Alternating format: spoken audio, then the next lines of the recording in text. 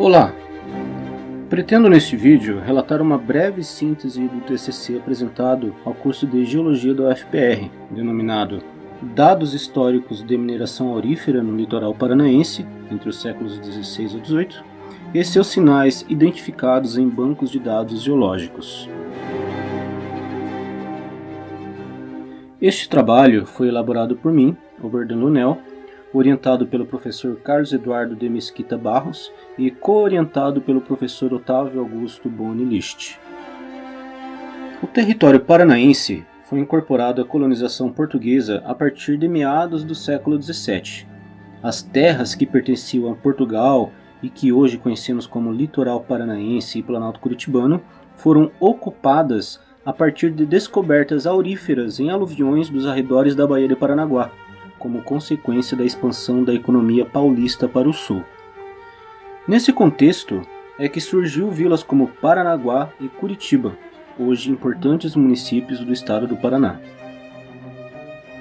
A ideia deste trabalho, como vocês devem ter percebido, surgiu de uma curiosidade envolvendo história e geologia. Qual a procedência do ouro aluvionar garimpado pelos portugueses no leste paranaense?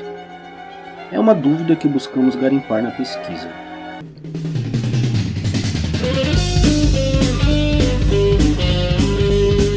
Objetivos: relacionar os dados históricos da mineração aurífera com a ocupação do leste paranaense e a sua geologia, ou seja, verificar possíveis conexões entre as lavras auríferas históricas com a evolução geodinâmica do leste paranaense, com ênfase nos terrenos Paranaguá e Luiz Alves. Materiais e métodos. A primeira etapa envolveu uma ampla pesquisa bibliográfica sobre a história da mineração aurífera no Paraná dos séculos XVI e XVII. Essa etapa exigiu muita leitura histórica. Nessa revisão, foi feita uma compilação de informações relativas às ocorrências das lavras históricas no leste paranaense. Na segunda etapa, houve um lançamento das informações levantadas no ambiente SIG, ou seja, no Sistema de Informação Geográfica, utilizando como recurso o ArcGIS, que é um software muito utilizado nos trabalhos de mapeamento geológico. Neste ambiente virtual foram lançados os dados em mapas georreferenciados, tais como as informações históricas e os trabalhos de prospecção e pesquisa geológica. A terceira etapa foi relacionada à caracterização e análise desses dados compilados no ambiente SIG. Buscou-se descrever e caracterizar os depósitos auríferos com base na literatura geológica. E após processar os dados, buscou-se sugerir os principais fatores geológicos que condicionaram as ocorrências auríferas na região de estudo. Foi uma trabalheira danada, muitas leituras de livros, artigos, teses, etc. E também muitas horas trabalhando no computador, analisando, relacionando informações e produzindo mapas no ambiente SIG. E claro, muitas horas escrevendo.